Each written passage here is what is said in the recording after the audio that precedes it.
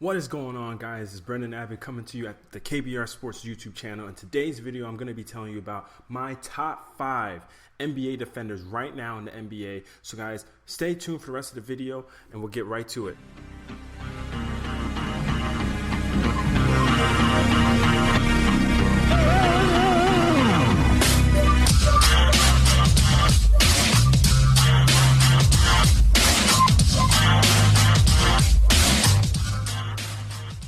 What's going on, guys? It's Brendan Abbott coming to you with the KBR Sports YouTube channel. You already know the best YouTube channel of your 24-hour day. Appreciate everybody for tuning into this video. I wanted to make sure I was touching on this topic about my top 5 NBA defenders of this season, especially after Brianna Smith, one of the subscribers to this channel, who left a comment previously from the last video about the Damian Lillard video about him being a top 10 NBA player. So make sure you guys go and check that video out. But she left a comment saying that she wanted to hear about this topic. So obviously I wanted to make sure I'm touching on stuff that I think you guys are going to be interested in. And so make sure you guys are always leaving your thoughts and opinions for me to always make sure I'm touching on. Because I always want to, of course, make sure I'm getting into things that you guys are interested in. So guys, of course, without any further ado, let me get into talking about the top 5 NBA players that I have on my list. Because for me, when it comes to describing a lot of the guys in this list and the defense as a whole in the NBA, defense is arguably the most underappreciated facet of the NBA game. Stars are made on the offensive end in most cases. Rarely does a player become a star or even receive star recognition when defense is their staple. So that's the main reason why some of the guys on this list might be a surprise to a lot of you, since they are not the conventional stars you hear of, like Stephen Curry or LeBron James. And offense is obviously important. I'm not saying that it's not important, but they didn't come up with the saying, offense sells tickets, defense wins championships for no reason. Stopping your opponent on one end of the court is just as important as scoring on them on the other end. The guys on this list have been the best at doing that. So without further ado, here is my top 5 NBA lockdown defenders of the 2018-2019 NBA season. Now first, I do want to give an honorable mention to a guy who didn't get to play the whole season, but before he went down, he was playing lights out, and it's a guy named Robert Covington, because he's someone that you guys might know who was a part of the Jimmy Butler trade package from over the offseason, where he was traded from Philly to the Timberwolves, and Jimmy went to Philly, and he, even though the Timberwolves haven't had a good season, he's been the main bright spot on the team because he's been the best defender, and he's been such a good defender. It's one of the reasons why he got the nickname Glovington. So if he had played more than 22 games, he might have a spot on this list, but as of right now, he's not included on the list. Number 5, Giannis Antetokounmpo. Now, he's arguably the league MVP, but also has a case for Defensive Player of the Year with a good reason. Giannis is menacing on the defensive end, with much credit going to his blessed genetics. He stands at 6'11" with a 7'3" wingspan. His height and reach allow him to cover a wide range of space, which gives him flexibility on defense. Not to mention his explosive athleticism that compounds it all. He can cover pick and rolls excellently due to his long reach, which allows him to tag the roll man while also hedging to help his teammate getting screened. There's something to be said for the fact that Giannis is willing to give so much effort on defense while also being an offensive juggernaut as well. Because of his athleticism, he can recover back to the paint fast enough to contest the roll man or defect the entry pass. He attacks the boards as well as any other big man in the NBA game today. That's why he's averaging 12.5 rebounds this year, along with 27 points. Sounds Shaq-like, right? He's a consistent help defense threat at the rim, with opposing players shooting 54.5% around the rim, which is an impeccable mark for a guy that isn't known as a center to have. His strength and size do allow him to guard multiple positions, which is a great utility since he can be deployed on anyone essentially. He might not win the Defensive Player of the Year, but his overall season has been nothing short of impressive, which is why he's earned a spot on this list. Number 4, Joel Embiid. Now, Joel the Process Embiid is arguably the best big man in today's game. Not only for what he can do offensively, but his dedication to the defensive end as well. Embiid anchors a Philadelphia defense that takes a hit noticeably whenever he's out of the lineup. Opponents' effective field goal percentage jumps from 49.8% to 52.5%, and their offensive rating goes up from 107 to 111.8. This is despite the fact that they have perimeter defenders like a Jimmy Butler and Ben Simmons. Embiid just does so much for the team that isn't always quantified in the raw numbers. something that can be said about a lot of the modern day defenders nowadays. It's as if his persona requires him to play stellar defense because of his competitive nature. Embiid is one of the NBA's most notable trash talkers, which is one of the best facets he has as a defender. He gets in the heads of opposing players, particularly big men, which throws off their game. It's no accident he tends to target players he's guarding since he can directly take them out of the game. Does anybody forget the Hassan Whiteside saga or the Andre Drummond saga? He's this great post defender, but also in help situations, he can be a great player as well. In a lot of cases, he baits guards into drives where he can come back from behind and block them. Even in transition, he's known to get the conventional chase down block. Of everyone on this list, Embiid is the best defender in terms of the guy that you most love to hate. If he's locking you up, 9 times out of 10, you're definitely going to know about it.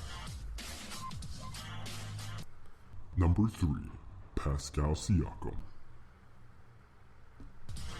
Now, Pascal Siakam is the name on this list that many of you probably don't know for a number of reasons. One being that he plays for a foreign team in the Toronto Raptors. 2 being that he plays with 2 all-star caliber guys in Kawhi Leonard and Kyle Lowry who overshadow him. Especially when it comes to the defensive end, many might think Kawhi, a 2-time Defensive Player of the Year, is their best defender, when it really has been Siakam.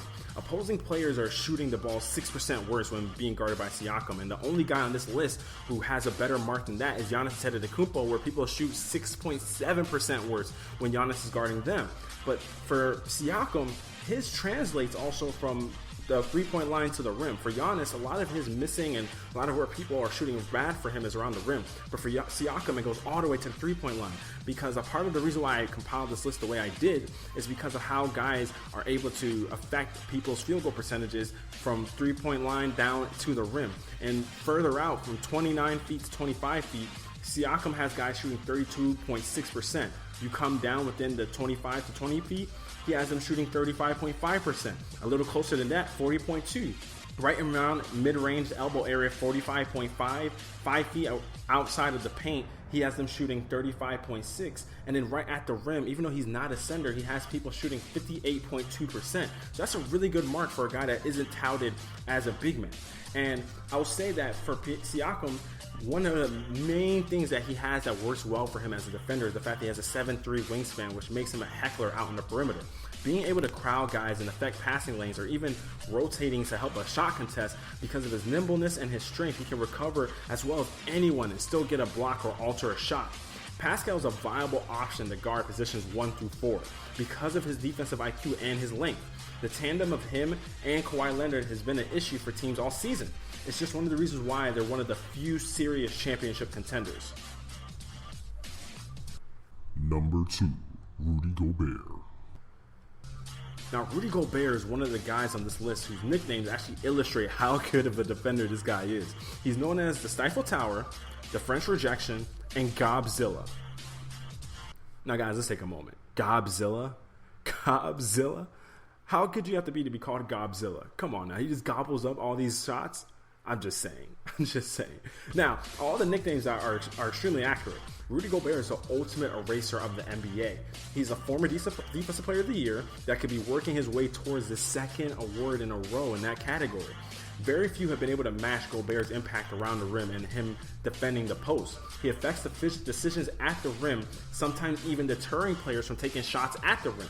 You can see here in this play, Donovan Mitchell is able to front the post because he has Gobert behind him and knows that if the pass gets in there, that Gobert can block the shot on the other end. He nullifies a fast break right here due to his presence, which leads to a fast break bucket on the other end.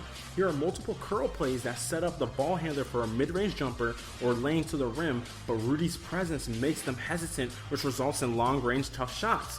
The Utah Jazz are number 2 in defensive efficiency, and a lot of that has to do with Gobert in the middle.